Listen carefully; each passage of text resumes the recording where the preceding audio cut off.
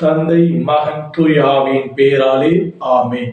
ஆண்டவர் உங்களோடு இருப்பாராக, ஆன்மாவோடும் இருப்பாராக.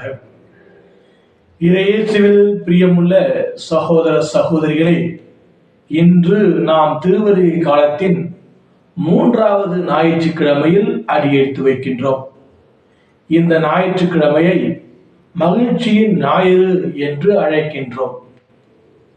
ஆண்டவருடைய வருகை மிக அருகில் உள்ளது. அதனால் எப்பொழுதும் ஆண்டவரில் மகிழ்வோடு இருப்போம் என்ற செய்தியை நமக்கு இந்த ஞாயிறு கொடுக்கின்றது. அன்புமிக்க சகோதர சகோதரிகளே, இன்றைய 3 வாசகங்களுமே ஆண்டவரை நமக்கு மெசியா என அடையாளம் காண அழைப்பு விடுக்கின்றது.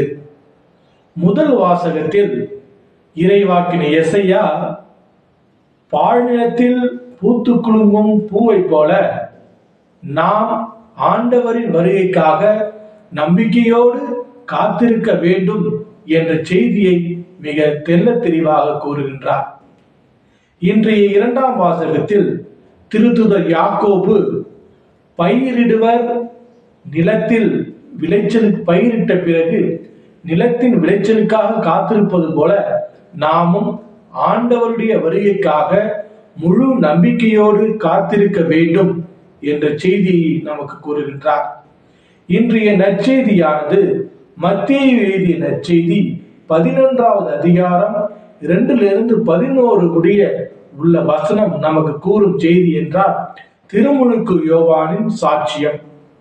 இங்கு திருமுழுக்கு யோவான் இயேசுவை மெசியா என இனம் கண்டு கொண்டார்.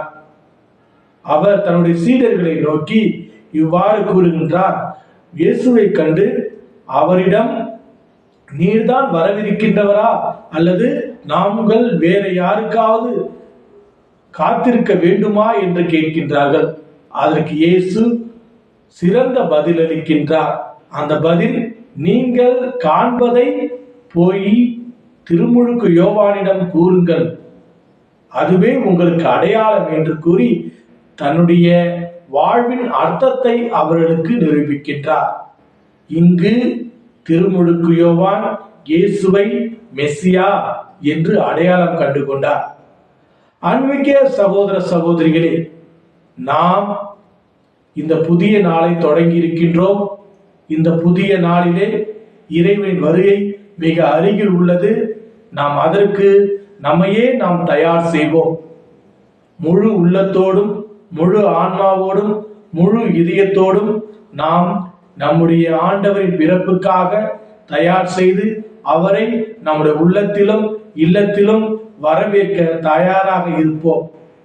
அன்புமிக்க சகோதர சகோதரிகளே, இந்த புதிய நாளிலே இறை சன்னிதானத்தில் ஒரு குடும்பமாக கூடி வந்திருக்கின்ற உங்கள் அனைவரையும் வாழ்த்துவதில் பெருமகிழ்ச்சி அடைகின்றேன்.